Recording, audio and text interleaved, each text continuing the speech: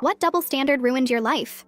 My older sister Olivia got the perfect jeans while I got the nose that looked like someone bent it sideways and forgot to straighten it back out. Every morning she'd stand in our shared bathroom doing her makeup telling me, "Too bad mom and dad will never let you fix that," she'd say, while contouring her already perfect nose. Olivia would take selfies with me and then crop me out because she said my nose ruined the aesthetic of her Instagram feed. She loved pointing out my nose to everyone like it was her personal comedy show that never got old. When her friends came over, she'd introduce me as her sister with the unique profile, and they'd all try not to stare, but I could see them looking. She'd buy me nasal strips for birthday presents and tell me these were to help straighten things out. At school, she pretended not to know me unless she needed homework help, and even then she'd make me stand at an angle so people couldn't see my profile while we talked. "You're actually pretty if people look at you straight on, so just never turn your head," she said, like she was doing me a favor with this advice. Olivia started dating this guy from her college who was studying to be a plastic surgeon, and she brought him home for dinner. She made sure to seat him right across from me so he could study my face the whole meal like I was a medical specimen. "My boyfriend says he could fix your nose in like 2 hours and make you look almost as pretty as me," Olivia announced while everyone was eating dessert. The boyfriend looked uncomfortable, but Olivia kept going about how he was practicing on computer models, and my nose would be perfect for his portfolio.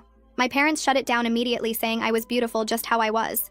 But Olivia rolled her eyes and said they were basically guaranteeing I'd never get married, because guys notice faces first, and mine was unfortunately memorable for the wrong reasons. Olivia convinced our parents to let her throw a pool party for her 21st birthday at our house. She told me I could come, but only if I stayed in the pool where the water would distract from my face, and absolutely no photos because she was hiring a professional photographer. I watched from my bedroom window as she and her friends laughed about something on Olivia's phone. Turns out she'd posted a video on TikTok doing a glow-up transformation where she showed a picture of me labeled as the before, and then herself as the after. "You should be happy because you're TikTok famous now, even if it's as the ugly sister," she said when I confronted her about using my photo without permission. But then Olivia was walking down the stairs while filming herself for another TikTok about her morning routine and talking about her perfect skincare. She was so focused on her phone screen that she missed the last 3 steps and went face first into the wooden banister at the bottom. The crack was so loud that Mom came running from the kitchen thinking someone had broken in through the front door. Olivia was screaming and blood was everywhere. The worst part, her nose was completely sideways, but not in the same way mine had always been. Bumpy and swollen and pointing in different directions like someone had broken it in 3 places and tried to piece it back together blindfolded.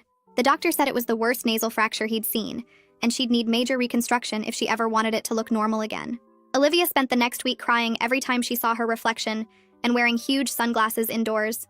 She couldn't post on social media because her followers kept commenting about what happened to her face and asking if the transformation video had been reversed.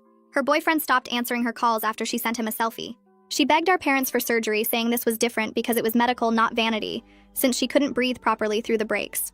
They kept saying she needed to learn to love herself as she was just like they'd always told me about accepting my natural face. Our parents called us both into the living room for a family meeting about Olivia's situation. Mom was holding Olivia's hand while Dad stood behind them with his serious face that meant they'd made a decision. "We've been discussing Olivia's situation, and we've decided to let her get the reconstructive surgery," Mom said while Olivia started crying with relief. "Her nose is affecting her breathing and her mental health, so we're going to pay for the best surgeon to fix everything." I stood there feeling my crooked nose that had affected my mental health for 18 years, while they talked about finding Olivia the best surgeon in the state. "What about me then, since mine affects my mental health too?" I asked. Mom looked at me with genuine confusion and said, "But honey, you're not pretty enough for it to matter." My legs felt like jelly, and my stomach dropped like I was on a roller coaster that just went over the edge. Dad stared at his shoes like they were the most interesting thing in the world, while Olivia sobbed with relief into Mom's shoulder, clutching her hand like she'd just won the lottery. The room spun a little, and I had to grab the back of the couch to stay standing because those words kept bouncing around in my head like a pinball machine. Not pretty enough for it to matter. I opened my mouth to say something, but nothing came out. Just this weird choking sound that made Mom look at me with concern. Not for what she'd said, but like she thought I might throw up on her carpet. My hands started shaking, and I shoved them in my pockets so nobody would notice, while Olivia kept crying happy tears about finally getting her face fixed. I turned around and walked out of the living room without saying anything, because what was there to say after 18 years of being told to love myself just the way I was? My feet carried me up the stairs on autopilot, and I heard Mom call my name once, but she didn't follow, probably too busy comforting Olivia about her 3-week-old injury. I got to my bedroom and turned the lock, something I never did because Mom hated locked doors, but I didn't care anymore. My laptop sat on my desk, and I grabbed it with hands that wouldn't stop shaking, typing "part-time jobs near me" into the search bar, because if they wouldn't help me, then I'd figure it out myself.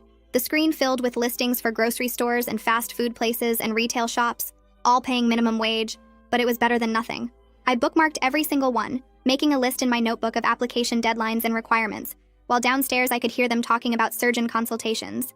The next morning, my alarm went off at 6, and I stayed in bed until I heard Olivia's knock on my door, asking if she could borrow my concealer for her bruises. I told her no through the door, and listened to her stomp away, calling me selfish, which was so backwards I almost laughed but couldn't quite manage it. At the school, I walked straight to the counselor's office instead of first period because I needed to talk to someone who wasn't related to me. The secretary asked if I had an appointment, and I said no, but it was important. So she had me wait in the uncomfortable plastic chair for 20 minutes. Shreya Hendricks opened her door and waved me in with a warm smile that made me want to cry for some reason. She listened without interrupting while I told her everything, from the years of comments to the TikTok video to Mom's words last night. And when I finished, she handed me a tissue box. "Your feelings are completely valid," she said. And those 4 words meant more than any apology my family never gave me. Shreya pulled out a folder and started giving me pamphlets about setting boundaries with family and dealing with emotional neglect, suggesting I start documenting everything in a journal for my own records. She mentioned that lots of plastic surgeons offer payment plans and sliding scales, especially for cases that affect breathing or mental health, which gave me this tiny spark of hope in my chest. That afternoon, I sat at the library computer and filled out 5 job applications, 1 for the grocery store, 2 for different mall shops, 1 for a bookstore, and 1 for a coffee place. Each application asked about availability, and I checked every box for evenings and weekends because school came first. But money was a close second now. At dinner, Mom made spaghetti and asked why I was being so quiet and distant, like she genuinely didn't understand what had changed. I told her I was still processing her comment about not being pretty enough for my problems to matter, and she actually looked surprised that it had hurt me. Olivia complained that her nose hurt, and she couldn't breathe right through all the swelling and breaks, whining about how unfair it was to suffer like this. Part of me wanted to remind her how she'd mocked my breathing issues for years, how she'd bought me those nasal strips as a joke, but I just twirled my spaghetti and focused on chewing. Dad waited until Mom and Olivia went to look at surgeon websites to pull me aside in the kitchen while I was loading the dishwasher. He tried to explain that they couldn't afford 2 surgeries, that Olivia's medical bills were already going to max out their credit cards, that they had to make hard choices. I pointed out they could have afforded 1 surgery 18 years ago when my problem started, back when it would have been cheaper and covered by better insurance, and his mouth opened and closed like a fish. He didn't have an answer for that, just stood there holding a dirty plate while I finished loading the dishwasher around him. That night, I heard Olivia crying in the bathroom, these big ugly sobs about how disgusting she looked and how nobody would ever love her with a face like this. The irony of hearing her say the exact things I'd thought for years wasn't lost on me, but I didn't feel the satisfaction I thought I would, just this hollow emptiness. I grabbed my phone and searched for online bank accounts that didn't need parent signatures since I was already 18. The application only took 10 minutes to fill out on my laptop while everyone else was asleep. I set up automatic transfers of $5 a week from my regular account that Mom monitored. It wasn't much, but it was something I could control without anyone knowing about my plan. 3 days passed before I worked up the nerve to confront Olivia about that TikTok video. She was sitting on her bed scrolling through comments when I walked into her room without knocking. "You need to take down that video using my picture," I told her while standing in her doorway. She barely looked up from her phone and said her engagement would tank if she deleted content with over 2 million views. I reminded her she never asked permission to use my face as the ugly before example. She shrugged and said I should be grateful for the exposure even if people were laughing at me. That night, I sat at my computer taking screenshots of every frame that showed my face in her video. My hands were shaking as I filled out TikTok's privacy complaint form about unauthorized use of my image. Shreya had told me I had every right to control how my image was used online. I uploaded all the screenshots and wrote a detailed explanation about never giving consent for the video. The submit button felt huge on my screen, but I clicked it anyway and watched the confirmation message appear. My next meeting with Shreya was 2 days later during my free period at the school. She had me practice breathing exercises where I counted to 4 on the inhale and 6 on the exhale. We worked through a whole list of coping strategies for dealing with family stress and toxic relationships. She kept reminding me that my mental health struggles from my nose were just as valid as Olivia's new problems. I told her about the savings account, and she smiled like she was proud of me for taking control. She pulled out a folder full of information about different doctors who offered free consultations for reconstructive procedures. "Even if surgery is years away, understanding your options will help you feel less stuck," she explained while highlighting phone numbers. She circled 3 doctors who had sliding scale payment options and gave me the paper to keep. At the school the next morning, I noticed groups of kids looking at their phones and then glancing at me. Someone had shared Olivia's TikTok in our school's group chat with laughing emojis and comments about the transformation. I started taking the long way to all my classes to avoid walking past the popular kids' lockers. Lunch became a solo event in the library where I could eat without feeling everyone staring at my profile. The librarian never asked why I suddenly spent every lunch period reading in the back corner. That afternoon, I found Dad in the garage organizing his tools and asked him straight up about money. He put down his wrench and showed me the actual bills from Olivia's upcoming surgery on his phone. The numbers made my stomach drop because they were way higher than I'd imagined possible. We're already looking at a second mortgage just for her procedures," he admitted while scrolling through payment plans. I pointed out they could have fixed my nose years ago when insurance was better and costs were lower. He just stared at his toolbox without answering because we both knew I was right about that. 3 days later, the grocery store manager called to offer me the cashier position I'd applied for. My schedule would be Tuesday and Thursday evenings plus all day Saturday and Sunday, which worked around school. Training started that weekend, and I met Hattie, who was assigned to show me the register system. She noticed my hands shaking while I practiced scanning items and asked if I was okay without prying further. "First jobs are always stressful, but you'll get the hang of it," she said while fixing my mistake on the produce codes. Over the next few weeks, I watched Olivia's social media presence completely fall apart from my bedroom. Her followers kept commenting on every old photo, asking what happened to her face and if she was okay. She couldn't post new content without people screenshotting her bruises and swelling to share in their stories. The comments section on her posts turned into discussions about karma and whether the accident was deserved. Despite everything she'd done to me, I felt this weird flicker of sympathy watching her whole identity crumble online. She'd built her entire self-worth on being the pretty sister, and now that was gone completely. But then my phone buzzed with an email from TikTok saying they'd reviewed my complaint and removed the video. Within minutes, Olivia was banging on my door screaming about how I'd ruined her best-performing content ever. "You're just jealous that people actually wanted to look at you for once even if they were laughing," she yelled through my door. I opened it and told her she was cruel for using me without permission for years of jokes. She called me pathetic and said I'd never be pretty no matter how much surgery I saved up for. The fight got so loud that Mom came upstairs threatening to take both our phones if we didn't stop immediately. My chest got tight and my hands started shaking while I stood there in the hallway. I could feel my heart pounding so hard it hurt, and the walls seemed to close in around me. I counted 5 things I could see like Shreya taught me during our sessions. The crack in the ceiling paint, Olivia's door handle, the family photo on the wall, Mom's slippers, the carpet stain from when I spilled juice years ago. Then I touched 4 things, running my fingers along the wall texture, my jeans, the door frame, my own arms. I listened for 3 sounds and heard the dishwasher running downstairs, cars passing outside, Dad's TV show in the living room. 2 smells came next, Mom's lavender candle and leftover dinner. 1 taste was just the mint gum I'd been chewing. My breathing slowed down and the tightness in my chest loosened up enough that I could walk to my room. The next day at work, I pulled up surgery websites on my phone during my break. One site showed prices starting at $8,000 for basic nose jobs, but going up to $15,000 for complex cases. Another site had payment plans where you could put down 20% and pay the rest over 2 years. I did the math on my phone calculator and figured if I saved half my paycheck every week, it would take me almost a year just for the down payment.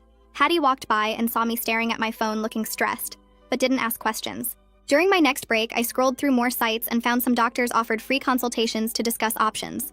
One name kept coming up in reviews as the best for difficult cases, Dr. Edward Fairchild. His website said he specialized in complex reconstructions and had 30 years of experience. My fingers shook as I filled out the consultation request form using my saved birthday money, plus my first paycheck to cover the consultation fee. 3 days later, his office called back and I scheduled an appointment for the following Tuesday after school. When Tuesday came, I took 2 buses to get to his office in the fancy part of town. The waiting room had leather chairs and a water fountain with real plants everywhere. Dr. Fairchild was older with gray hair and glasses, and he studied my nose from different angles with this little light. He pulled up some computer program and showed me how the bones had grown crooked and what fixing them would involve. He explained they'd have to break and reset the bones, reshape the cartilage, and it would take at least 6 weeks to heal with bruising for months. Then he told me I should really wait until I was done growing anyway since I was only 18, and things could still shift. The surgery would cost $12,000 for my case because of how complex the correction would be. He gave me papers about payment plans and said to think about it carefully since it was major surgery with real risks. I was on the phone in my room scheduling a follow-up appointment when Olivia burst through my door without knocking. She heard me confirming the date with the receptionist and started screaming that I was trying to copy her and steal her surgery attention. Then she broke down crying and admitted she was scared her nose would never look the same even with the best surgeon. She said her followers would never come back and her whole life was ruined because of one stupid video. I didn't comfort her, but I also didn't say anything mean, even though part of me wanted to. Saturday after our shift, Hattie asked if I wanted to get coffee at the place next door. We sat there for an hour talking about normal stuff like which teachers were the worst and what movies we wanted to see. She told me about her older brother in college, and I talked about maybe studying business or marketing. Neither of us mentioned noses or surgery or family drama, and it felt so good to just be a regular teenager. My phone buzzed later with a DM from some random account saying they'd seen the TikTok drama and wanted dirt on Olivia to expose her. They offered to pay me for screenshots or stories about her being mean to other people. I deleted it without responding because even after everything, I wasn't going to be that person who tears someone down for revenge. Mom announced at dinner that we were starting a new rule about no phones during family time. She collected all our phones in a basket during meals and said this would help us communicate better. It didn't fix anything, but at least Olivia couldn't film me eating or make comments about my chewing affecting my nose shape. 2 weeks later, Mom and Dad were arguing in the kitchen about bills when I heard them mention the insurance company. They denied part of Olivia's surgery claim, saying some procedures were cosmetic, not medical, even though the doctor said she needed them to breathe right. Dad was on the phone trying to appeal while Mom calculated how much extra they'd have to pay out of pocket. I stood in the doorway watching them panic about thousands of dollars they'd have to find somewhere while I thought about my $12,000 estimate. The night before Olivia's surgery, I knocked on her door and told her I'd help her with basic stuff during recovery if she'd respect my boundaries. She nodded, and we both knew this wasn't forgiveness or friendship, but just a temporary truce. Monday morning, I had to give my presentation on the American Revolution in front of the whole history class. I got to the school early and picked the spot by the wall where I could angle my body toward the board. My hands were already sweaty as I arranged my note cards and made sure the PowerPoint was working right. The teacher called my name, and I walked to the front, keeping my face forward the whole time. I clicked through the slides and talked about the Boston Tea Party while making sure to never turn sideways.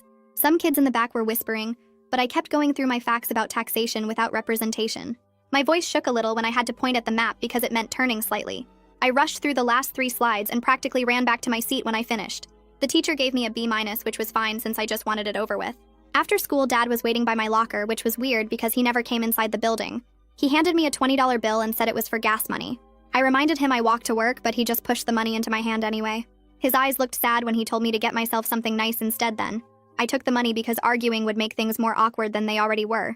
That night, Olivia was sitting on her bed staring at her phone when I walked past her room. She was crying and showed me the text from her boyfriend saying he needed space to focus on his studies. She said she knew he was shallow, but it still hurt that he couldn't even pretend to care. I stood in her doorway for a minute, not saying anything mean but not offering comfort either. She wiped her face and said she probably deserved it anyway, which was the closest to self-awareness I'd ever seen. The next day at the school, I had another appointment with Shreya about my progress. She asked how things were going at home, and I told her about the weird tension since Olivia's accident. She pulled out a business card and wrote down Andre Klein's name and number. She explained he was a family therapist who specialized in complicated family dynamics like ours. She said sometimes having a neutral person helped families work through deeper problems beyond just the surface issues. I took the card and put it in my backpack, even though I doubted my parents would agree. At dinner that night, I waited until everyone was eating before bringing up the therapy idea. I showed them the card and said maybe we could all benefit from talking to someone professional. Mom's fork stopped halfway to her mouth and she put it down hard on her plate. She said we didn't need strangers getting involved in our private family business. Dad looked at the card, but didn't say anything while Mom went on about handling things ourselves. Olivia actually looked interested, but stayed quiet when Mom's voice got that sharp edge. I put the card back in my pocket and focused on my food, while Mom kept talking about privacy. Friday was payday at the grocery store and I got my check for $120. I went straight to the bank after my shift and opened my surgery savings account. The teller helped me deposit $100 and gave me a little booklet to track my balance. It wasn't much, but seeing that $100 in my own account felt like real progress. I kept the booklet in my backpack where nobody could find it and judge me. The next Monday, Dr. Fairchild's office called while I was at lunch to say they had a cancellation. The receptionist said I could come in next month if I wanted the earlier appointment. I asked about the deposit requirement and she said it would be $500 up front. I told her I wasn't ready yet financially and would stick with my original appointment. She said she understood and would keep me on the list for future openings. After I hung up, Olivia appeared next to my locker holding her makeup bag. She asked if she could practice covering techniques on me since our skin tones were similar. She said the bruising around her nose was still bad and she needed to figure out better coverage. I looked her straight in the eye and said no without any explanation. Her mouth dropped open and she stood there holding her makeup bag looking confused. She started to argue, but I just closed my locker and walked to my next class. Later that week, I was doing homework in my room when I heard shouting from downstairs. Mom and Dad were in the kitchen arguing about something and Mom's voice kept getting louder. I crept to the top of the stairs and heard Dad mention credit card statements. Mom was yelling about the interest rates and how they'd maxed out 2 cards for Olivia's surgery. Dad said they had to pay minimums on everything else just to cover the medical bills. Mom started crying about how they'd be in debt for years at this rate. I went back to my room thinking about my $100 and how long it would really take. At work Saturday, Hattie was stocking shelves next to me when she mentioned getting her wisdom teeth fixed. She said she'd saved up for 2 years to afford the dental work she needed. Then she told me about this clinic downtown that had sliding scale fees based on income. She wrote down the name and said they did payment plans for bigger procedures too. She was the first person to give me actual useful information, instead of just feeling sorry for me. I thanked her and put the paper with the clinic info in my wallet for later. Monday morning, I called the clinic during my lunch break, and the receptionist put me on hold for 10 minutes before telling me their waiting list was 6 months long. She asked if I wanted to add my name anyway, and I said yes, because even a long wait was better than no hope at all. She took down my information and said they'd call when my spot came up, then reminded me about the sliding scale fees based on income. I wrote the confirmation number on a sticky note and put it in my wallet behind my work ID card. That same afternoon, Mom came into my room without knocking to announce that Olivia's surgery was scheduled for next Wednesday. She started moving things around my desk, saying we needed to clean the whole house before Olivia came home from the hospital. Dad appeared with a list of supplies we'd need, like extra pillows and special gauze, and those ice packs that stay cold for hours. They acted like the whole world was stopping for Olivia's recovery while I sat there watching them reorganize my stuff without asking. Mom said I'd need to help with Olivia's care since she'd be taking time off work and someone had to be home at all times. I told them I had work shifts already scheduled, but Mom just waved her hand saying family came first. The next few days turned into preparation chaos, with Mom buying special straws and soft foods, and Dad setting up a recovery station in the living room. Olivia made lists of things she wanted from her room brought downstairs so she wouldn't have to climb stairs. She ordered me around like I was her personal assistant, asking me to find specific pajamas and charge all her devices. I kept my mouth shut and did the basic tasks while focusing on my work schedule that I absolutely wasn't going to change. Tuesday night before the surgery, Olivia knocked on my door holding a photo album from when we were kids. She sat on my bed and started flipping through pages of us at the beach and birthday parties and school events. We looked at pictures from before everything got so messed up, when we were just sisters who shared a room and fought over toys. Neither of us said anything, but the silence felt heavy with all the years of hurt between us. She stopped at a photo of us in matching Halloween costumes from when I was 6 and she was 8. We'd been witches with pointy hats, and she'd insisted on doing my makeup to match hers. Back then, she'd held my hand while we went door to door and shared her candy when I dropped my bag in a puddle. She closed the album and left without saying goodnight, but I saw her wipe her eyes in the hallway. Wednesday morning, we all drove to the surgery center at 5:30 when it was still dark outside. Mom held Olivia's hand in the waiting room while Dad filled out paperwork, and I sat in the corner texting Shreya. I told her how numb I felt watching my family rally around Olivia, while my own needs stayed was ignored. Shreya texted back that complicated feelings about complicated situations were completely normal, and I didn't have to feel guilty about not being more supportive. She reminded me that setting boundaries wasn't being mean, it was being healthy. The nurse called Olivia back and Mom went with her while Dad and I stayed in the waiting room. He bought me a coffee from the vending machine, and we sat there not talking while other families came and went. 3 hours later, the doctor came out to say everything went well, and Olivia was in recovery. Mom started crying with relief while Dad shook the doctor's hand over and over. They let us see her an hour later, and her whole face was wrapped in bandages with just her eyes and mouth showing. She looked small and scared lying in that hospital bed with tubes and monitors beeping around her. The next 2 weeks were brutal, with Olivia crying from pain and frustration every few hours.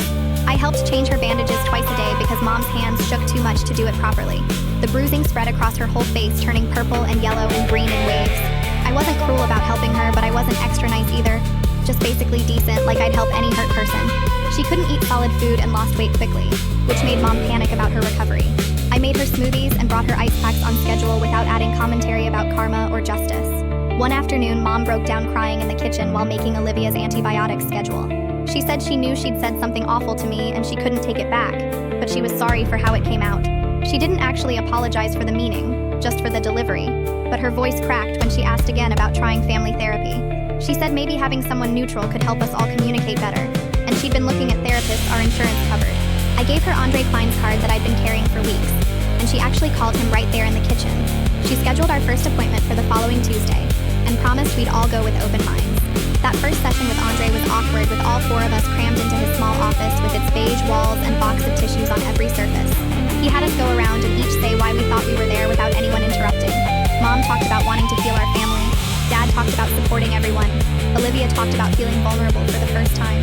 When it was my turn, I talked about 18 years of being told my face didn't matter while watching them move mountains for Olivia's. Andre set ground rules about respectful communication and active listening, and no interrupting or dismissing anyone's feelings. He said everyone's pain was valid, even if it showed up differently, and we needed to learn to hold space for each other. At the end, he gave us homework to go 1 whole week without making any comments about appearance, positive or negative. Mom immediately said that would be hard because she liked complimenting people, but Andre said that was exactly the point. We had to learn to connect without using looks as the foundation for every interaction. The first few days were harder than expected, with everyone catching themselves mid-sentence about to comment on something appearance-related. Dad slipped up on day 3 when he told Olivia her swelling was looking better, but caught himself and changed the subject to how she was feeling instead. It was a tiny improvement, but it was something. This awareness of how much we focused on faces. Andre asked about social media at our second session, and Olivia got defensive about her right to post what she wanted. He asked her to consider how using my image without consent had affected our relationship, and if keeping those posts was worth the damage. She argued that they were old posts that nobody looked at anymore, but Andre kept pushing her to think about impact versus intent.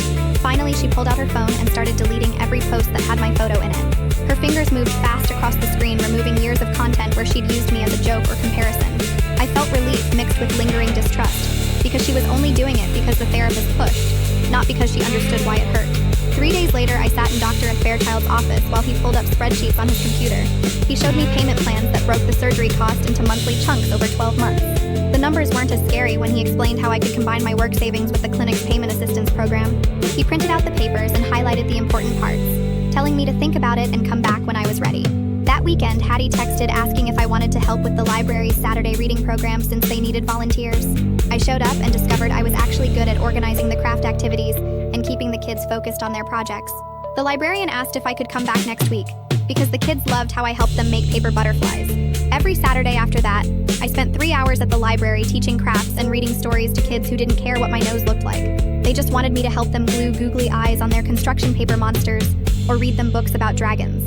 Hattie worked the desk while I ran the activities, and we'd grab coffee afterward to decompress from the chaos of 20 kindergartners.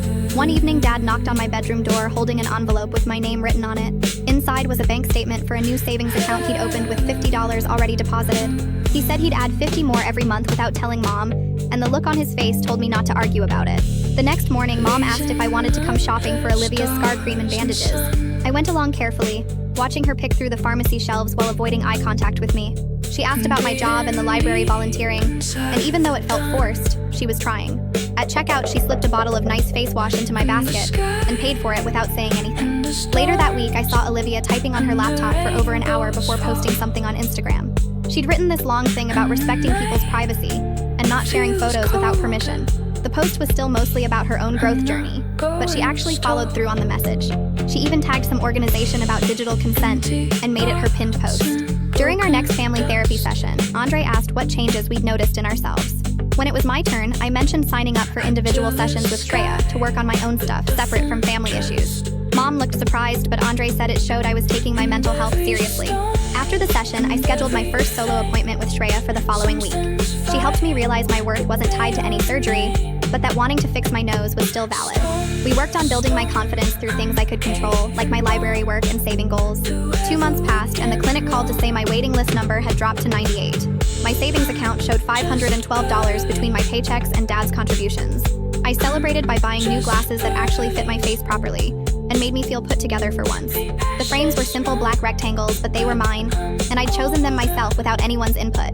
At work, Hattie complimented them and said they made me look professional, which felt better than any appearance compliment I'd gotten before.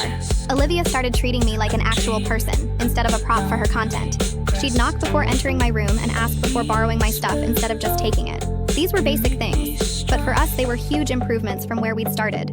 Dad kept making his deposits every month and even increased it to $75 when he got some overtime at work. Mom started including me in regular conversations about school and future plans without bringing up appearance at all.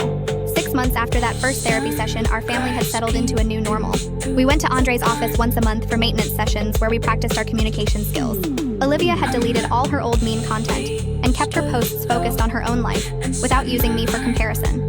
My parents had contributed almost $600 to my surgery fund between them, even if Mom pretended not to know about Dad's account. I had a real friendship with Hattie, who invited me to movies and her apartment for game nights with her other friends. My library kids made me cards for my birthday that said things like, "Miss Helper is the best," with crooked drawings of butterflies. The clinic waiting list showed I'd probably get my consultation within the year, and Dr. Fairchild's payment plan meant I could actually afford it when the time came. None of us were perfect, and we still had bad days where old patterns tried to creep back in. But I finally believed I deserved the same care and consideration my sister got, whether that meant surgery or just basic respect. Thanks for exploring all these questions with me today. It's been a pretty curious little journey to share together. Until next time, take care. Subscribe for more content like this.